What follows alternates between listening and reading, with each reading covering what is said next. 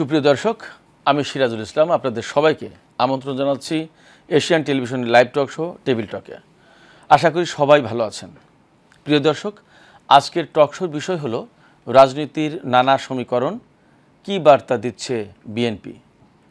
এ বিষয়ে আলোচনার জন্য আমরা স্টুডিওতে তিনজন সম্মানিত অতিথিকে আমন্ত্রণ জানিয়েছি, কিন্তু এই মুহূর্তে আমাদের মাঝে শুধুমাত্র উপস্থিত হতে পেরেছেন সিনিয়র সাংবাদিক খান মোহাম্মদ সালেক। তিনি আমার সাথে রয়েছেন। পাশাপাশি আমাদের আজকের এই আলোচনায় যুক্ত হবেন জাতীয়তাবাদী ছাত্র দলের সহ সভাপতি HM আবু জাফর এবং আম জনতা দলের সদস্য সচিব মোহাম্মদ তারেক রহমান। তো এই দুজন অতিথি আমাদের সাথে যুক্ত হলেই তাদেরকে আমরা আলোচনায় যুক্ত করব। দর্শক, আমরা আপাতত খান মোহাম্মদ সালেকের সাথেই আলোচনায় চলে যাচ্ছি। খান মোহাম্মদ সালেক, আপনি জানেন যে আজকে বাংলাদেশ জাতীয়তাবাদী দল বিএনপির বর্ধিত সভা অনুষ্ঠিত হয়েছে। এই বর্ধিত সভাকে খুব বিশেষভাবে গুরুত্ব দেওয়া হচ্ছে। জাতীয় রাজনীতিতে এর আলাদা প্রভাব রয়েছে বলে সর্বমহল থেকেই আলোচনা বেরিয়ে আসছে। পাশাপাশি অনেকেই বলছেন, পত্রপত্রিকায় লেখা হচ্ছে, মিডিয়াতে খবর বেরিয়েছে যে বর্ধিত সভাকে ঈদের মতো আনন্দ উৎসবের একটা বিষয় বলে বিএনপি ভাবছে, দেখছে, এবং এই সবার ভেতর দিয়ে বেসিক্যালি দলটির নির্বাচনী প্রস্তুতি, নির্বাচনী ট্র্যাকে উঠে গেল, এটা ভাবছে, বলা হচ্ছে। আপনি কিভাবে দেখছেন বিষয়টিকে? আপনি ঠিকই বলেছেন। আসলে বিএনপি দীর্ঘদিন পর এই ধরনের একটা অনুষ্ঠান করেছেন, এবং এই বর্ধিত সবার আরও একটা বিষয় হলো যে দলীয় চেয়ারপারসন বেগম খালেদা জিয়া 6.5 মাস পর, উনি স্বৈরাচারী সরকারের পতনের পরে উনি একটা সমাবেশে ভার্চুয়ালি যোগ দিয়ে বক্তৃতা করেছেন, খুব সংক্ষিপ্ত একটু বক্তব্য দিয়েছিলেন। আজকেও তিনি সেই লন্ডন থেকে, তিনি চিকিৎসাধীন অবস্থায় লন্ডন থেকে যুক্ত হয়ে তিনি এখানে কথা বলেছেন। তো আসলে এই ধরনের একটা আয়োজন নির্বাচনকে সামনে রেখে তারা ধরেই নিয়েছে বিএনপি, এবং যেহেতু সরকারের বিভিন্ন মহল থেকে এবং প্রধান উপদেষ্টা ডক্টর ইউনূসের কাছ থেকেও যে আশ্বাস পেয়েছেন যে ডিসেম্বর কিংবা এই 2026-এর প্রথম দিকেই নির্বাচন অনুষ্ঠিত হবে, কাজে এই বর্ধিত সভাটাকে তারা ঈদের আনন্দই মনে করছে এবং নির্বাচনের জন্য বড় একটা প্রস্তুতি মনে করছে। এখানে অবশ্যই বেগম জিয়ার কিছু কথা আমাদের স্মরণ করার মতো কিছু কথা বলেছেন। যেমন তিনি একটা বলেছেন যে দেশের যে সাফল্য, বিশেষ করে 5 আগস্টের মাধ্যমে যে সাফল্য অর্জিত হয়েছে, সেটাকে ব্যর্থ করার জন্য একটা মহল, বিশেষ করে উনি যেটা বলতে চেয়েছেন, ফ্যাসিবাদীদের দোসররা তৎপরতা চালাচ্ছে, ষড়যন্ত্র চালাচ্ছে, তাদের বিরুদ্ধে তিনি ইস্পাত কঠিন ঐক্যের কথা বলেছেন, যে ঐক্যের মাধ্যমে তাদের প্রতিহত করতে হবে এবং সবাইকে সতর্ক থাকার পরামর্শ দিয়েছেন। তো আমার মনে হয় যে হ্যাঁ, এখান থেকেই নির্বাচনের একটা প্রস্তুতি দলটি গ্রহণ করছে, এবং নির্বাচনের আগে এই যে একসাথে হওয়া কেন্দ্রীয় নেতাদের সাথে, সেটা একটা গুরুত্বপূর্ণ ভূমিকা রাখবে। জি, বেগম জিয়া কিন্তু আজকে যে বক্তব্য দিয়েছেন তাতে আরেকটি বিষয় যথেষ্ট গুরুত্ব সহকারে উল্লেখ করেছেন, এবং এই বিষয়টি মোটামুটি প্রায় সব মিডিয়াতে শিরোনাম হয়েছে। সেটি হচ্ছে যে তিনি বলেছেন দেশের এই দেশ এবং জাতির বৃহত্তর স্বার্থে ঐক্য ধরে রাখতে হবে, এবং ঐক্যটাই হবে আমাদের এই মুহূর্তের একটা গুরুত্বপূর্ণ বড় কাজ। বিষয়টি হ্যাঁ, সেটা বলেছেন। পাশাপাশি তিনি আরও একটা কথা বলেছেন যে আপনার ক্ষুদ্র সংকীর্ণতা ভুলে গিয়ে আমাদের ঐক্যবদ্ধ, এই যে ক্ষুদ্র সংকীর্ণতা ভুলে গিয়ে ঐক্য গড়ার বা ধরে রাখার, এই ক্ষুদ্র সংকীর্ণতা ভুলে যাওয়া বলতে তিনি কি, এটা উনি এর আগেও যখন বিভিন্ন সময়ে উনি রাষ্ট্র পরিচালনার দায়িত্বে ছিলেন, সেই 1991 সাল, 2001 সাল, বিভিন্ন সময়ে যখন তিনি দায়িত্ব পেয়েছেন, তখনও কিন্তু এই কথাগুলো বলেছেন। কোনো প্রতিশোধ নেওয়া যাবে না, কোনো প্রতিহিংসার বশবর্তী হয়ে কোনো পদক্ষেপ নেওয়া যাবে না। আমাদের দলীয় সংকীর্ণতার ঊর্ধ্বে উঠে আমাদেরকে দেশ সেবার কাজে এগিয়ে যেতে হবে এবং এবারও তিনি এই ধরনের কথাই বলেছেন। আমি যেটা বলতে চাচ্ছি যে উনি হয়তো এটাই বোঝাতে চেয়েছেন যে আসলে একটি দেশ গড়ার পেছনে ঐক্যটাই সবচেয়ে বড়, হিংসা হানাহানি বা প্রতিহিংসার মনোভাব পরিহার করে আমাদের এগিয়ে যেতে হবে, কারণ এই হিংসা হানাহানি কখনোই দেশের জন্য মঙ্গলজনক হতে পারে না। জি জি, আর একটা ব্যাপার সেটা হচ্ছে যে এই যে সংকীর্ণতার ঊর্ধ্বে উঠে এখানে আমরা সাম্প্রতিক দিনগুলোতে আমাদের জাতীয় রাজনীতির ক্ষেত্রে একটা বিষয় কিন্তু দেখতে পাচ্ছি আমরা যে বেশ একটি বড় দলের সাথে বিএনপির, বিশেষ করে আমি যদি পরিষ্কার করে বলি বাংলাদেশ জামায়াত ইসলামের সাথে বিএনপির কিছুটা দূরত্ব তৈরি হয়েছে বলেই মনে হয়। যেমন এবং কখনো কখনো প্রকাশ্যেই এই বিষয়টি প্রকাশ্যেই ফুটে উঠেছে যে দুই দলের বিরুদ্ধে অবস্থান করছে, দুই দলের বিরুদ্ধে বক্তব্য দিচ্ছে এবং দুই দলের দৃষ্টিভঙ্গি ভীষণভাবে আলাদা করে সেট করে ফেলেছে, এরকম একটা ব্যাপার। অথচ এই দুটো দল বাংলাদেশের ইতিহাসের বাঁকে বাঁকে, বিশেষ করে 2001 থেকে এই পর্যন্ত বেশিরভাগ সময় তারা কিন্তু খুব পাশাপাশি একই অবস্থানে, একই রেখায়, একই কাতারে ছিল।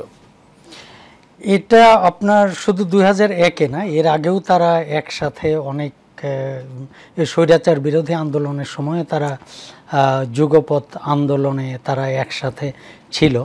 এবং আপনার মনে আছে কিনা 1991 সালে যখন বিএনপি ক্ষমতা গ্রহণ করলো, দেশ পরিচালনার দায়িত্ব গ্রহণ করলো, তখন কিন্তু তারা জামাতে ইসলামকে 2টি মহিলা আসন দিয়েছিল।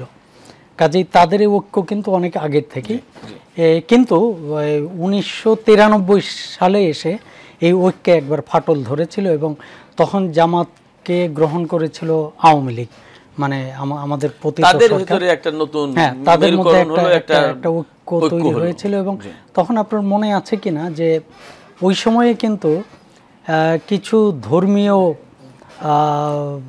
রীতিনীতি অনুসরণ করার চেষ্টা করেছিলেন আওয়ামী লীগ নেত্রী শেখ হাসিনা। আপনার মনে আছে কিনা উনি কিন্তু তখন হিজাব পরতেন, তসবি হাতে নিয়েছিলেন এবং দেশবাসীর কাছে ক্ষমা চেয়েছিলেন। কিন্তু আমি একটু এখানে যোগ করি, আপনার এই কথায় যোগ করি, বা মানে আমি বাড়তি ইনফরমেশন দিতে চাই যে হিজাব ঠিক ওইভাবে পরেননি, উনি হজ করেছিলেন, হজের একটা ছবি, হিজাবওয়ালা ছবি দিয়ে এটা ভাইরাল করা, সেই সময়কার মতো করে ভাইরাল করার চেষ্টা করেছিল, তসবি মোনাজাত সহ এরকম কিছু, অর্থাৎ ধর্মীয় অনুভূতিতে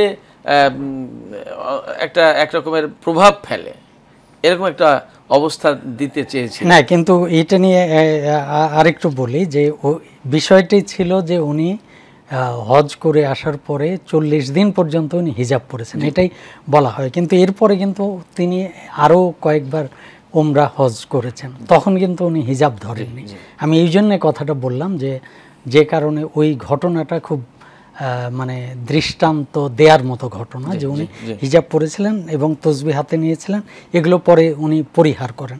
যাই হোক, পরবর্তীতে কিন্তু ওই নির্বাচনের পরে 1996 সালের নির্বাচনে যখন আওয়ামী লীগ জিতে যায়, এরপরে কিন্তু তারা জামাতে ইসলামের সাথে কোনো ঐক্য রাখেনি। পরবর্তীতে জামাত আপনার বিএনপির সাথে আবার ঐক্য গড়ে তোলে এবং 2001 সালের নির্বাচনে তারা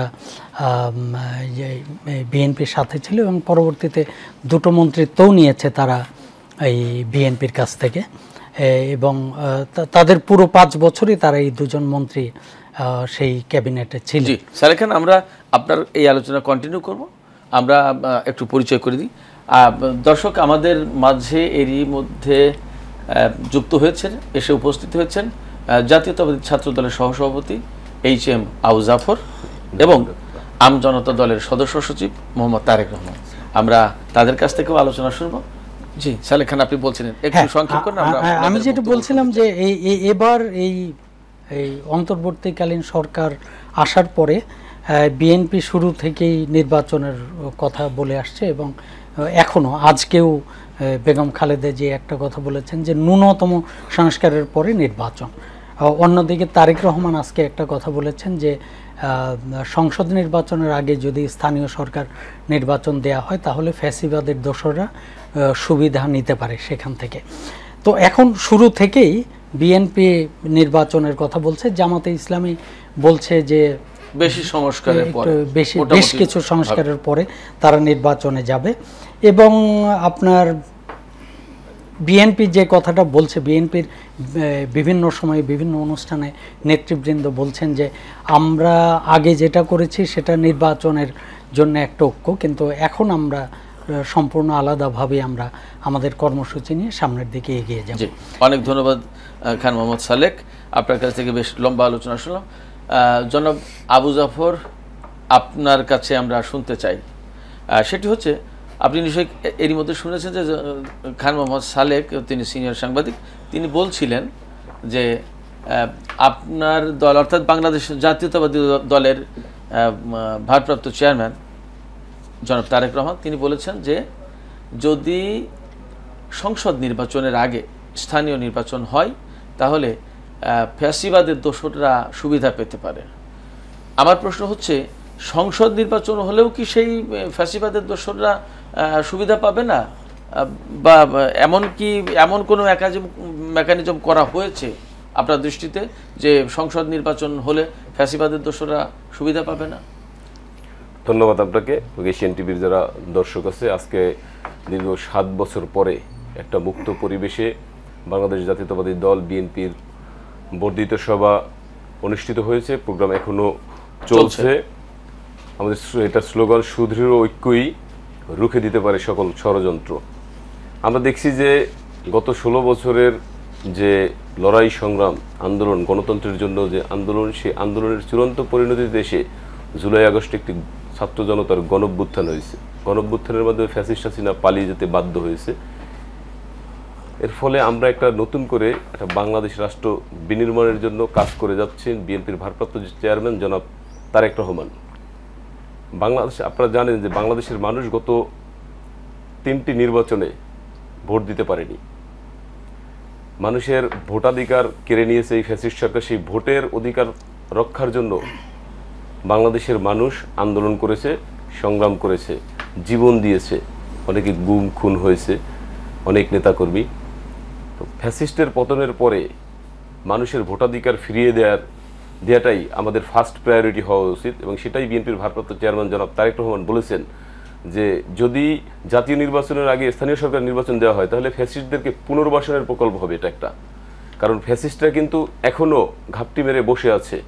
তারা কিন্তু শেখ হাসিনা চলে গেছে, পালিয়ে গেছে, তার মানে ফ্যাসিস্টের যারা দোসর, তার যে নেতাকর্মী সবাই কিন্তু পালিয়ে যায়নি, তারা এখনও দেশে রয়েছে।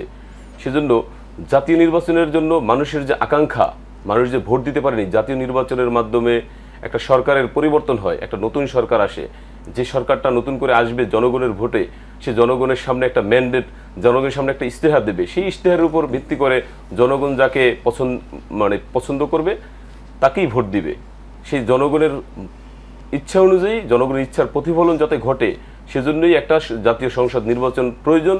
সেই সংসদ নির্বাচনে যারা নির্বাচিত হবে তারা বাংলাদেশের জন্য যে প্রয়োজনীয় যে সংস্কার, সেই সংস্কারটা নির্বাচিত সরকার করবে। আসলে সংস্কার কথা যদি আমরা বলি, একটু আগে পূর্ববর্তী বক্তা বলে গেছেন যে দেশনেত্রী বেগম খালেদা জিয়া বলেছেন যে একটা যৌক্তিক সংস্কারের পরে দ্রুততম সময়ের মধ্যে নির্বাচন দেয়া। সংস্কার কিন্তু একটা কন্টিনিউয়াস প্রসেস, এটা আমাদেরকে চালিয়ে যেতে হবে। সুতরাং নির্বাচিত সরকার যখন আসবে তখন তারা এটা চালিয়ে যাবে। এখন হয়তো এটা আমাদের একটা যারা আছে এখন অন্তর্বর্তীকালীন সরকার, তারা কয়েকটি কমিটি করেছেন, সেই কমিটির সুপারিশ, সেগুলো পরবর্তী যখন নির্বাচিত সরকার আসবে তারাই এগুলো বাস্তবায়ন করবে। সেজন্য যত দ্রুততম সময় সম্ভব জাতীয় নির্বাচন অনুষ্ঠান করা। কারণ দেশের বিরুদ্ধে চারিদিকে ষড়যন্ত্র হচ্ছে। জুলাই আগস্টের যে গণঅভ্যুত্থান হয়েছে, এই গণঅভ্যুত্থানের যে অর্জন, সেই অর্জনকে ভুলণ্ঠিত করার জন্য অনেকেই ষড়যন্ত্রে লিপ্ত। না, আমার এখানে আমি আরেকটু সুনির্দিষ্ট করে জানতে চাইছিলাম, সেটা হচ্ছে যে যদি স্থানীয় সরকারের নির্বাচনের আগে যদি সংসদ নির্বাচন হয় তাহলে স্বৈরাচারের বা ফ্যাসিবাদীদের দোসরদের ঠেকানোর কি মেকানিজম আছে। এখানে যার কারণে আমরা বলছি বা আপনারা বলছেন যে স্থানীয় সরকার নির্বাচনের আগে সংসদ নির্বাচন হওয়া দরকার। সংসদ নির্বাচনটা কিন্তু একটা প্রতীকে হয়, সেই প্রতীকের উপর মানুষ ম্যান্ডেট দেয় যে ফ্যাসিস্ট হাসিনা, আমরা কিন্তু এর আগে বলছি যে ফ্যাসিস্ট হাসিনার বিচার কিন্তু চলমান রাখতে হবে। সেই বিচারের যে কি অগ্রগতি সেটা দেশবাসীকে জানাতে হবে। আর জাতীয় নির্বাচন, এই নির্বাচনে আমি আগেও বলছি যে ক্ষমতার পরিবর্তন হয়, পালাবদল হয়। সেই জায়গাটাতে গত 15 বছরে ফ্যাসিস্ট হাসিনা বাংলাদেশের মানুষের উপর যে নির্যাতন নিপীড়ন চালিয়েছে, মানুষের ভোটাধিকার হরণ করেছে, ভোট ডাকাতি করেছে, সেজন্য আর এই ফ্যাসিস্টকে পুনর্বাসিত হওয়ার সুযোগ বাংলাদেশের জনগণ দিবে না। জি, আপনার আলোচনায় পরিষ্কার যে সংসদ নির্বাচন যেহেতু সুনির্দিষ্ট প্রতীকের উপর হয়, ফলে মানে যেমন আপনি যেটা বলতে চেয়েছেন সম্ভবত এটাই যে ধানের শীষের নির্বাচন করবে বিএনপি প্রার্থীরাই, নৌকায় নির্বাচন করবে আওয়ামী লীগ, দাড়িপাল্লায় নির্বাচন করবে জামাত। ফলে দাড়িপাল্লায় আওয়ামী লীগের লোকজন ঢুকে যেতে পারবে না, বা ধানের শীষে আওয়ামী লীগের লোকজন বা তাদের দোসররা ঢুকে যেতে পারবে না। ফলে সংসদ নির্বাচন যদি আগে হয় তাহলে তাদের ঠেকানোর ব্যবস্থা প্রতীক মোটামুটিভাবে আপনার কথা পরিষ্কার। জি, আমরা একটু আলোচনা শুনবো আম জনতা দলের সদস্য সচিব মোহাম্মদ তারেক রহমানের কাছে।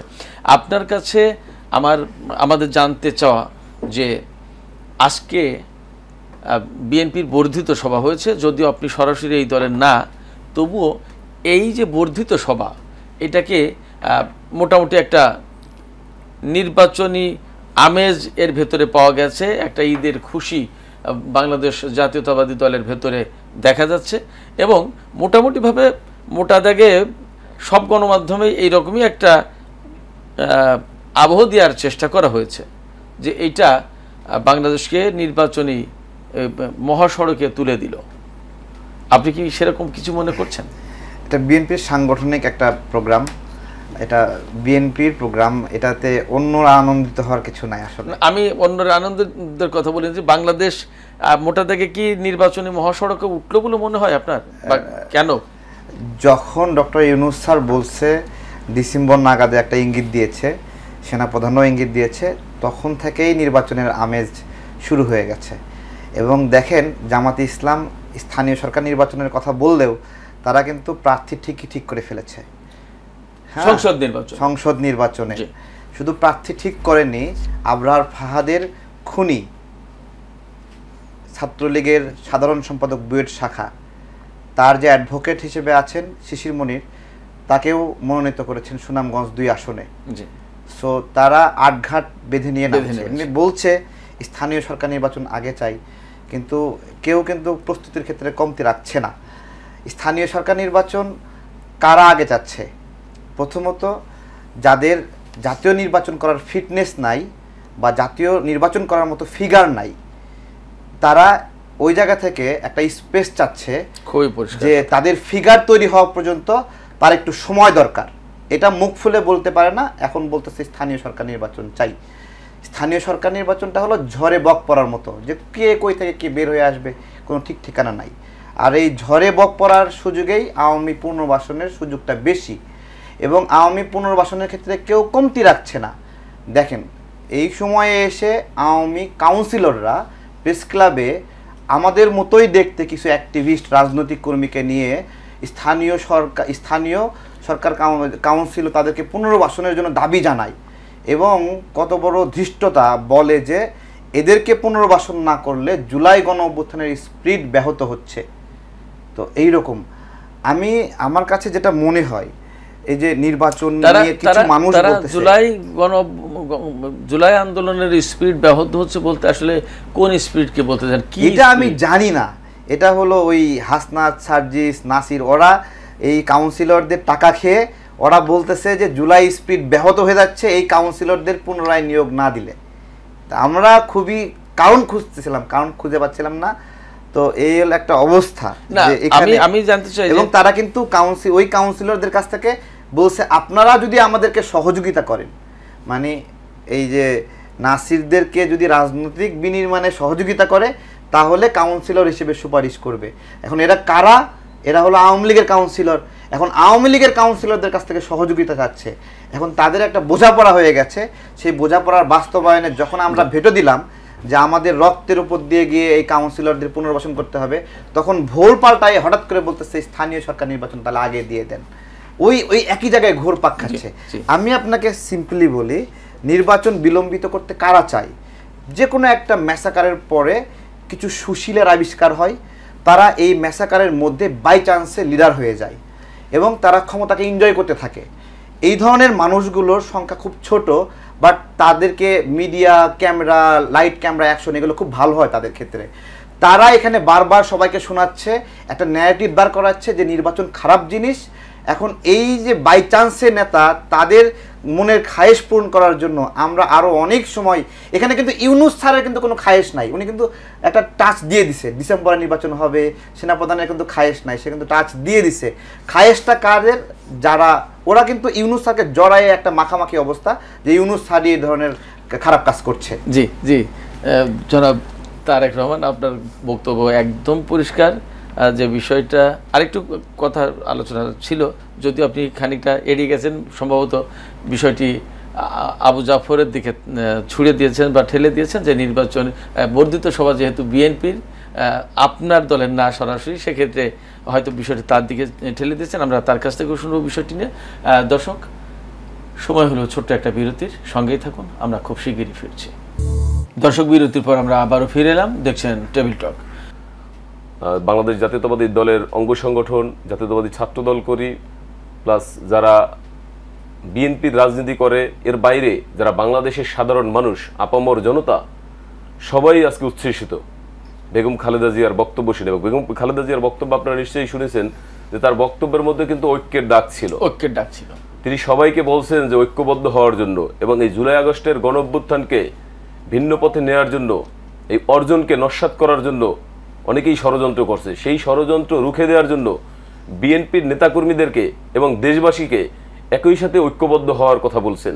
এই যে দেখবেন যে আপনারা জুলাই আগস্টের গণঅভ্যুত্থানের ক্রেডিট অনেকে নেওয়ার চেষ্টা করে, কিছু কিছু সংগঠন যারা, যেমন বৈষম্য বিরোধী ছাত্র আন্দোলন সহ আরও কিছু সংগঠন, যারা এটাকে নিজেদের সম্পত্তি মনে করে, এই যে ক্রেডিটটাকে ছিনতাই করতে চায়।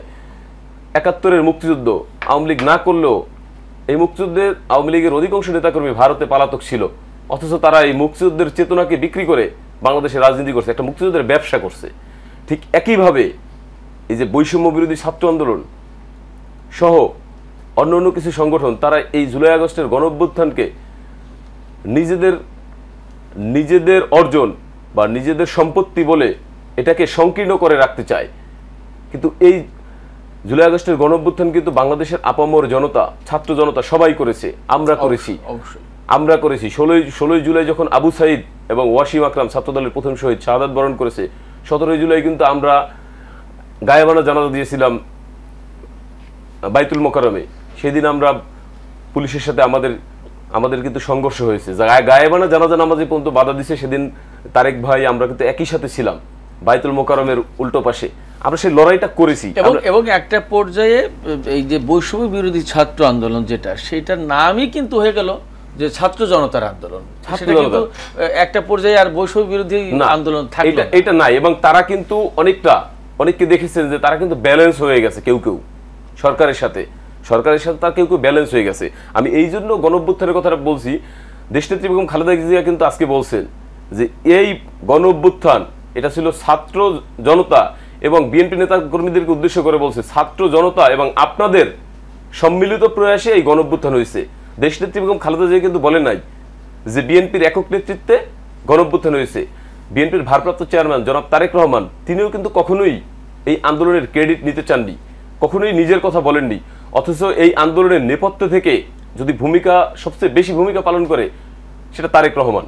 তিনি আমাদেরকে মোবিলাইজ করেছেন, এই আন্দোলন সফল করার জন্য দিক নির্দেশনা দিয়েছেন।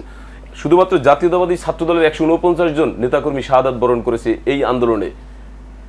কয়েক হাজার নেতাকর্মী জেলখানায় ছিল, নির্যাতনে ছিলাম আমরা অনেকেই ডিবি অফিসে, কিন্তু আমরা কোনো ক্রেডিট দাবি করিনি। আপনি দেখবেন যে গণঅভ্যুত্থানের জন্য যে প্রোফাইল পিকচার যে লাল করার যে কনসেপ্ট, এটা জনাব তারেক রহমানের দেয়া, অনেকেই হয়তো জানে না।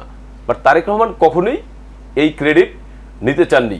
সেজন্য আমরা বললাম যে বেগম খালেদা জিয়া বাংলাদেশের ঐক্যের প্রতীক।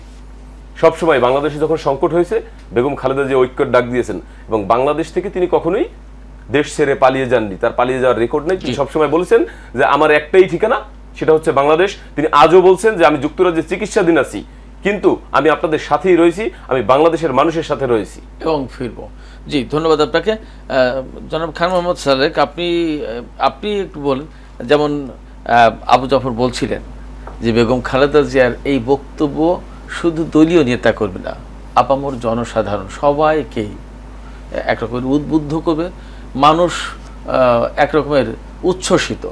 আপনার কি মনে হলো আজকে বেগম খালেদা জিয়ার এই বক্তব্যের পর? আসলে একটি রাজনৈতিক দলের তার লক্ষ্যটাই থাকে দেশের সাধারণ মানুষ, দেশের জনতা। শুধু দলীয় নেতাকর্মীদের নিয়ে তিনি কখনো ভাবেন না, এটাই হওয়াটাই স্বাভাবিক। কারণ যারা বিশেষ করে সরকারে আসে বা সরকার চালায় বা সরকারে আসতে চায় তাদের জন্য তো বিষয়টা আরো বেশি। সেই দৃষ্টিকোণ থেকেই আমি মনে করি যে বেগম খালেদা জিয়া আজকে যে ঐক্যের ডাক দিয়েছেন, এটা শুধু বিএনপির নেতাকর্মীদের ঐক্যের কথা বলেননি, তিনি গোটা জাতিকেই ঐক্যবদ্ধ হতে বলেছেন। এবং একটা শব্দ আমি আগেও বলেছি যে ইস্পাত কঠিন ঐক্যের কথা তিনি বলেছেন, নইলে যে কোনো সময় ষড়যন্ত্রকারীরা ঢুকে পড়তে পারে, সুযোগ নিতে পারে। তো কাজে আপনি যেটা বললেন যে শুধু দলের জন্য না, দেশবাসীর জন্য, আসলে তিনি দেশবাসীর উদ্দেশ্যেই এই কথাগুলো বলেছেন। জি, ধন্যবাদ। আর আমি আরেকটা কথা একটু বলে নিই, এই যে নির্বাচন নিয়ে যে কথা হচ্ছে, আজকে কিন্তু নির্বাচন কমিশনার আব্দুর রহমান এল মাসুদ উনি কিন্তু একটা অনুষ্ঠানে বলেছেন যে স্থানীয় সরকার নির্বাচন অনুষ্ঠানের জন্য সরকারের পক্ষ থেকে এখনো পর্যন্ত কোনো নির্দেশ বা কোনো অনুরোধ আসেনি এবং তারা প্রস্তুত নয়। 1 বছরেরও বেশি সময় লাগবে স্থানীয় সরকার নির্বাচনের জন্য।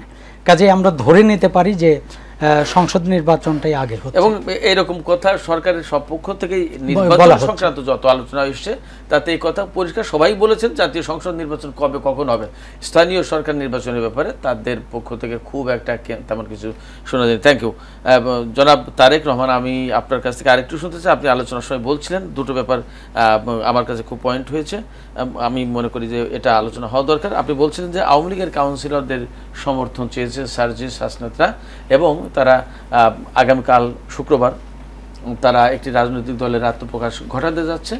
এই নিয়ে আমরা একটু আলোচনা করব, বেশ বিস্তৃত পরিসরে আলোচনা করব। তো যে সমর্থনের কথা, আওয়ামী লীগের কাউন্সিলরদের সমর্থনের কথা, এটি একটা বিষয় ছিল। পাশাপাশি আপনি আরেকটি বিষয় মনে হয় বলতে চাইছিলেন যে আবরার ফাহাদের হত্যাকারীদের পক্ষে শিশির মনিরের আইনজীবী হিসেবে কাজ করার প্রসঙ্গ, বিষয়গুলো নিয়ে যদি আপনি বলেন। জি, অ্যাডভোকেট শিশির মনির আবরার ফাহাদের খুনিদের পক্ষে অবস্থান নিয়ে হাইকোর্টে শুনানি সম্পন্ন করেছেন। সেই অবস্থানটা কি আইনজীবী হিসেবে নাকি কিভাবে? আইনজীবী হিসেবে। আচ্ছা, আইনজীবী হিসেবে তো একজন ব্যক্তি পক্ষে। আমার কাছে খুবই খারাপ লেগেছে, জামাত শিবিরের কমান্ড বাহিনী তারা এই শিশির মনিরের এই আইনি লড়াইকে সমর্থন করেছে, তারা নানাভাবে ডিফেন্ড করেছে সংঘবদ্ধভাবে যে এটা উনি সঠিক কাজ করেছেন। আজকে আমি বলবো যে কতটুকু সঠিক কাজ করেছেন। যে 7 জনের পক্ষে অবস্থান নিয়েছেন এর মধ্যে ছিল মেহেদী হাসান রাসেল, যে বুয়েট ছাত্রলীগের সাধারণ সম্পাদক ছিল, যে হত্যার নির্দেশদাতা। এরপরে ছিল মেহেদী হাসান রবিন, যে 3 অক্টোবর মিটিংয়ের মধ্যে তুলেছিল আবরার ফাহাদকে ডেকে এনে গেস্ট রুম করাইতে হবে। এরপরে নাম ছিল অমিত সাহা, যে হত্যার মূল পরিকল্পনাকারী। এইরকমভাবে 7 জনের নাম রয়েছে যারা হত্যায় সম্পৃক্ত। এখানে জামাত শিবিরের সংঘবদ্ধ কমেন্ট আমাদেরকে ডিফেন্ড করতেছিল যে এরা নির্দোষ। আমার কথা হলো, এরা যদি নির্দোষ হয়, এরা যে ছাত্রলীগের পদে ছিল, তাহলে শিবিরের এদের সাথে সম্পর্ক কি? নাকি এরাই শিবিরের লোকেরাই এই পদ এখানে ধারণ করেছিল? আমার প্রশ্ন, কেন তারা আজকে ডিফেন্ড করছে?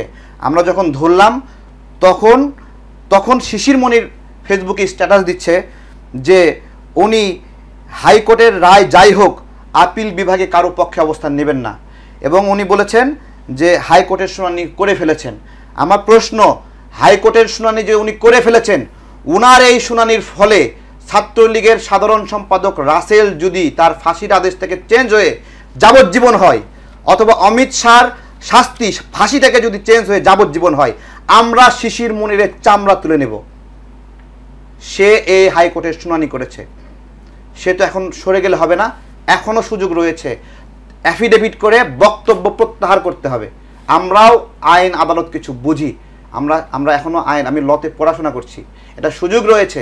উনি এটা প্রত্যাহার করেনি, উনি এখন বলতেছে উনি কোনো পক্ষ অবস্থান নেবেন না, উনি খুনিদের পক্ষ হয়ে অ্যাডভোকেসি কইরা পার করে দিছে, এবং অ্যাডভোকেট শিশির মনির যেখানে দাঁড়ায় সেখানে কাকতলীয়ভাবে অদৃশ্যভাবে খুনের আসামি মাপ পেয়ে যায়। 100-র বেশি খুনের আসামির পিছনে উনি অ্যাডভোকেসি করে তাদের ফাঁসির আদেশ উনি যাবজ্জীবনে রূপান্তরিত করেছেন। এই যে আমরা উনি যে এখন বলছেন আপিল বিভাগে দাঁড়াবেন না, উনি আপিল বিভাগে দাঁড়ানো তো দূরের কথা, ওনাকে এই স্টেটমেন্ট, এই অ্যাডভোকেসি, ওনার যে বক্তব্য ছিল এই খুনিদেরকে নির্দোষ প্রমাণিত করার জন্য, এটা প্রত্যাহার করতে হবে। আপনি যে বলছেন যে উনি 100-র বেশি দোষীকে মুক্ত করার ব্যবস্থা করেছেন, এটা কি এই 5ই আগস্টের পরের সময়? এটা উনি ওনার দেখেন, উনি একজন অনেক জনপ্রিয় আইনজীবী, ওনার সাকসেস রেটের কারণে, উনি কীভাবে সাকসেস হয় আমি জানি না, এবং আওয়ামী লীগের সময়েও ওনার সাকসেস রেট অসাধারণ। আওয়ামী লীগের সময়ে ওনার হাতে মামলা যাওয়া মানে কমপক্ষে আপনার হলো 3 মাস আগে জামিন হওয়া, এটা উনি কীভাবে করে জানি না, কিন্তু উনি করেন, এটা ওনার এই সক্ষমতা রয়েছে। এটা দিয়েই, এই জন্যই আওয়ামী লীগের যারা আছে সবাই গিয়ে ওনার পিছনে গিয়ে লাইন দিয়েছে যে উনি মানেই হলো জামিন, এবং তাই হচ্ছে। এবং এই আমরা তো বলছি এটা শুধু চেঞ্জ করুক, আমরা ওনাকে কিভাবে ধরি, জামাত শিবিরের কমান্ড বাহিনী ওনাকে রক্ষা করতে পারবে না। আমরা আপনার কাছে আরেকটা প্রশ্ন ছিল, আমরা দেখেন একসাথে রাজনীতি করছি, জামাত শিবির বিএনপির ভাইরা একসাথে রাজনীতি করছি, কিন্তু আবরার ফাহাদ হলো ভারতের আগ্রাসনের লড়াইয়ের যোদ্ধা, ভারতের আগ্রাসনের প্রথম শহীদ আবরার ফাহাদ। ওনার সাহস হলো কিভাবে, অমিত শাহ এই খুনের মাস্টার মাইন্ড, তার পক্ষে উনি অ্যাডভোকেসি করেছেন। এখানে ওনারা একটা মির্জা গালিফ তিনি যুক্তি তর্ক দিয়ে প্রমাণ করেছেন যে শিশির মনির এই যে আইনি লড়াই করেছেন এটা সঠিক, এটা নাকি হক, ওরা আমাদেরকে হক শেখায়। তাহলে আজকে উনি এখান থেকে সরে আসার ঘোষণা দিল কেন? মির্জা গালিব হক নাকি শিশির মনির হক? তাদের দুইজনকে উত্তর দিতে হবে। সবচেয়ে কঠিন প্রশ্ন, যদি আদালতের রায় চেঞ্জ হয়ে ওদের ফাঁসির আদেশ মাপ কইরা যাবজ্জীবন হয়, শিশির মনিরকে কেউ বাঁচাতে পারবে না। আমরা তাকে সামাজিক যোগাযোগ মাধ্যমে সব জায়গায় অবাঞ্ছিত করব। উনি এই ক্ষতিটা করেছেন আমাদের। জি, আপনার কাছে আর একটি বিষয় ছিল যে আওয়ামী লীগের কাউন্সিলরদের সমর্থন নিয়ে সার্জিস হাসনাতরা চাইছেন তাদের সমর্থন, আপনি আসলে বিষয়টি যদি আরেকটু খোলসা করেন, কি বিষয়টা? দেখেন, নতুন একটা রাজনৈতিক প্রক্রিয়া, জামাতের যারা ওরা তো জামাত ছেড়ে চলে আসবে না, জামাত একটা সম্ভাবনাময় দল, এখন বিএনপির যারা বিএনপির ছেড়ে চলে আসবে না। আমরা যারা 72 দল হাসিনার বিরুদ্ধে লড়াই করছি বছরের পরে বছর, আমরা তো ওখান থেকে সরে আসবো না। আমাদের টাইম রাজনীতিটাকে এনজয় করা। তাহলে নতুন যে একটা রাজনৈতিক দল হবে ওইটাতে যোগ দিবে কে? ওটাতে যোগ দেবেই হলো আওয়ামী লীগের লেসপন্সাররা। আমরা তো যাবো না সেখানে। আপনার কথা খুব পরিষ্কার। আমাদেরকে অফার করেছিল, আমাকে বলেছিল, আমি বলেছিলাম তোমরা এতগুলো ত্রাণের চাল সংগ্রহ করেছো, আমার এখানে আমি বড় একটা কিচেন করেছি, প্রতিদিন 15,000 মানুষের খাবার রান্না হয়, আমার চাল শেষ হয়ে গেছে, তোমার এখান থেকে 2 ট্রাক চাল পাঠাও। আমাকে বলেছে আপনি কি আমাদের রাজনীতি করবেন? তাহলে চাল পাঠাবো। জনগণ চাল দিছে সরকারকে, জনগণ চাল দিছে আন্দোলনে, বন্যার জন্য। আমাকে বলে আমি রাজনীতি করলে আমাকে চাল দেবে। এবং তারা যে এই গণ অভ্যুত্থানের পরে আহতদের লিস্ট করেছে, সেই লিস্টেও যারা যারা ভাতা পাবে তারা তাদের সদস্য হবে কে কে রাজনীতিতে, সেটাকে অগ্রাধিকার দেওয়া হয়েছে। যার কারণে গতকাল রাত থেকে আহতরা আবার আন্দোলন করতেছে, তাদের নাম বাদ দেওয়া হয়েছে। যারা যারা আহত হয়েছিল, গুলিবিদ্ধ হয়েছিল, তাদের নাম কেন বাদ দেওয়া হয়েছে? শেষে বাধ্য হয়ে সি ক্যাটাগরিতে আবার নতুন করে আজকে 10,000। ইউনূস স্যারের কিন্তু কোনো গাফিলতি নাই। পুরা ইকোসিস্টেমে কিছু শিশু প্রজ্ঞাবান ব্যক্তি, ঠিক আছে, তারা ইউনূস স্যারকে মিসগাইড করছে। শিশু সচিবের আবির্ভাব হয়েছে। সচিব বসে থাকে, পাশে একজন বসে থাকে, এই পাশে শিশু সচিব, ওই পাশে একজন শিশু সচিব। এই 2 শিশু সচিবকে লেখাপড়া শেখাচ্ছে নতুন করে। অদ্ভুত একটা অবস্থা সচিবালয়ের মধ্যে বিরাজ করছে। আমরা লজ্জা পাচ্ছি জাস্ট। আপনার অবস্থান একদম পরিষ্কার। আবু জাফর, আপনার কাছে একটু জানতে চাই, আলোচনা যখন উঠে গেল, সেই আলোচনা আমি পরের বিরতির পরে করতে চেয়েছিলাম, আলোচনা যখন উঠে গেল তখন জানতে চাই আগামীকাল যে নতুন রাজনৈতিক দলের উত্থান ঘটছে তা নিয়ে অনেক আলোচনা আছে।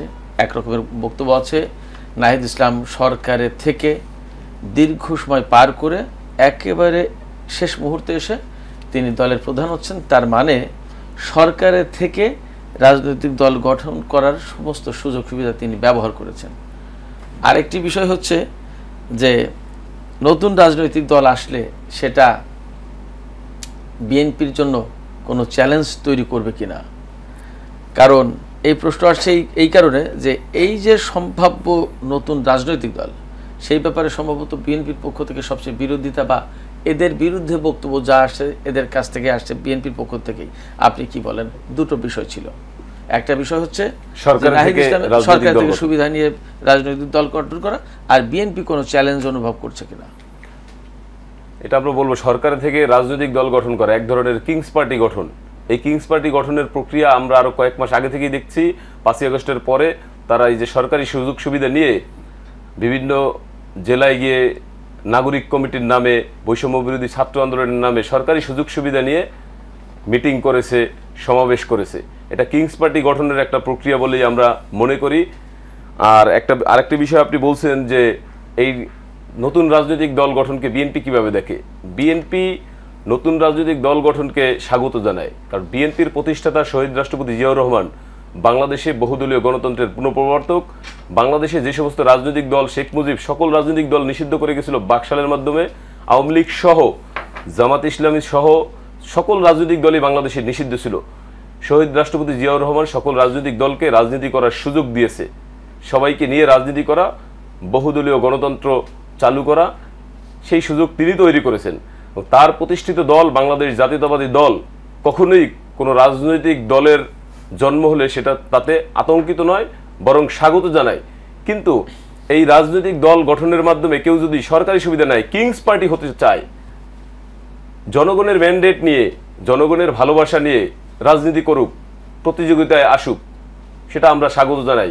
আজকে বিএনপির ভারপ্রাপ্ত চেয়ারম্যান জনাব তারেক রহমান তার বক্তব্যে বলেছেন নতুন রাজনৈতিক দল আসবে, সেই রাজনৈতিক দলকে আমরাও স্বাগত জানাই। সুতরাং এই রাজনৈতিক দল আসাতে বিএনপি মোটেই চিন্তিত না, বিচলিত না। তারা তাদের রাজনীতি করুক। বিএনপি গণমানুষের দল। বাংলাদেশের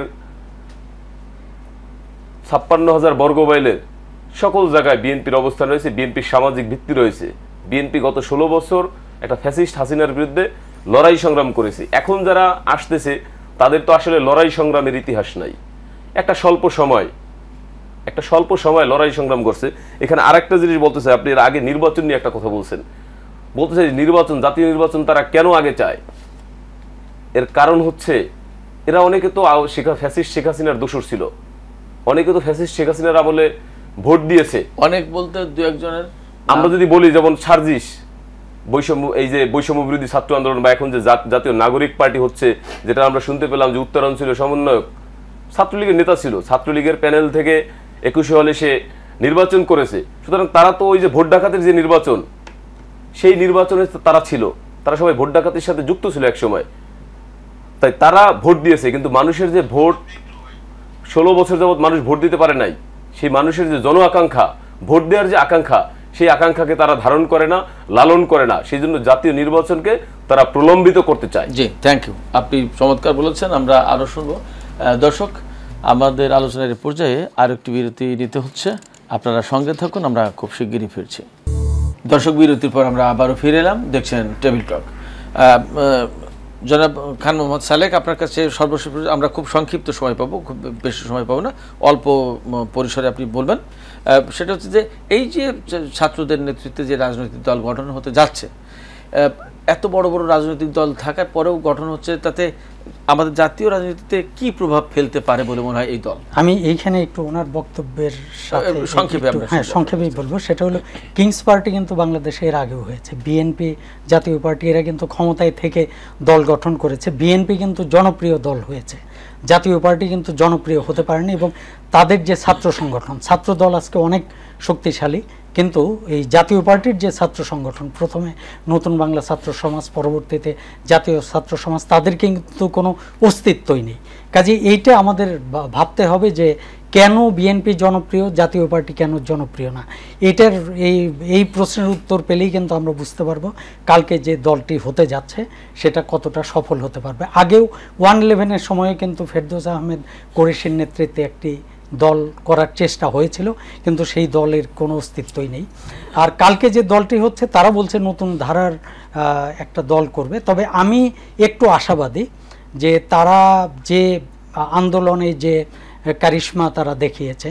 কারণ এতদিন মানুষের মধ্যে একটা ধারণা ছিল যে সরকারের একটু সমালোচনা করলেই জামাত রাজাকার, পাকিস্তানের দোসর এবং স্বাধীনতা বিরোধী চক্র বললেই তারা থেমে যেত, কিন্তু এরা কিন্তু এটার বিরুদ্ধেও গর্জে উঠেছে।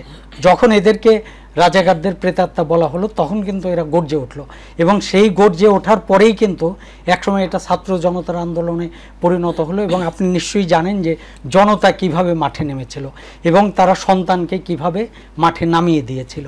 কাজে এটা কিন্তু আমাদের দেশে একটা ইতিহাস। ওখানে কিন্তু ছাত্রদের এই যে গর্জন, এই গর্জনের বিষয়টা যতটা, তার চেয়েও কিন্তু আর একটা বিষয় কাজ করেছে বলে আমার কাছে মনে হয়, সেটা হচ্ছে যে মানে অ্যাট এনি কস্ট শেখ হাসিনাকে ক্ষমতা থেকে সরাতেই হবে। এই যে চেতনা, এই চেতনাটা, অর্থাৎ রাজাকার বললেও তখন আমার সহযোগীকে, আমার আন্দোলনকারীকে আপনি রাজাকার বলেছেন, ঠিক আছে আমি রাজাকার, বলেন আপনার পতন চাই, ব্যাপারটা এরকম হয়েছে। ওকে, ধন্যবাদ তারেক রহমান। আপনার কাছে আর একটু বলেন, যে চ্যালেঞ্জের কথা আপনি বলেছেন, চ্যালেঞ্জ রাজনৈতিক দলগুলো সবসময় চ্যালেঞ্জের মধ্যে থাকে। তারেক রহমান, আপনি যদি বলেন খুব সংক্ষেপে। জি, ঐক্যের কথা বলছিলেন, ঐক্যের ডাকটা আসলে কে দিচ্ছে তার উপর নির্ভর করছে ঐক্য সফল হবে কিনা ব্যর্থ হবে। আপনার আমাদের সেনাপ্রধান ঐক্যের ডাক দেওয়া আর বেগম জিয়া ঐক্যের ডাক দেওয়া এক বিষয় না। বেগম জিয়া ঐক্যের ডাক দেওয়া মানে 90% পার্টিকে সাথে করে সে নিতে পারবে বা তিনি নিতে পারবেন। আর উনি ইতিপূর্বে অনেক সময় এই ঐক্যের প্রতীক হিসেবে এসেছেন, যিনি আপোষ করেননি। এই জায়গা থেকে এমনকি ছাত্র সংগঠন যেগুলো বলছেন না, ওই তারাও কিন্তু ওখানে গিয়ে ধর্ণা দিচ্ছে যে তাদের কিছু আসন রাখার জন্য একটু একটু করে। সো বিষয়ে অনেক কিছু হচ্ছে। হ্যাঁ, এমনি বাহিরে গরম গরম কথা বলা, অপমান করা, আর ভিতরে যায় একটা লিয়াজু লবিং, অনেক তৎপরতা আছে। তারেক রহমান, আপনাকে ধন্যবাদ। আবু জাফর, আপনার কাছ থেকে একদম 10 সেকেন্ড 15 সেকেন্ডে শুনতে চাই, শেষ বক্তব্য আপনি দেবেন, যে এই যে ছাত্র সংগঠন হচ্ছে তাতে তাদের ভবিষ্যৎটা কিরকম বলে আপনার কাছে মনে হয়? এই ছাত্র সংগঠন না, নতুন যে রাজনৈতিক দল, তারা যদি ছাত্র সংগঠনের কথা যদি বলেন, গতকাল একটা ছাত্র সংগঠনের আত্মপ্রকাশ হয়েছে, গণতান্ত্রিক ছাত্র সংসদ। সেখানে প্রথম দিনেই নাম হয়েছে গণতান্ত্রিক ছাত্র সংসদ, কিন্তু প্রথম দিনেই তারা হানাহানিতে লিপ্ত হয়েছে।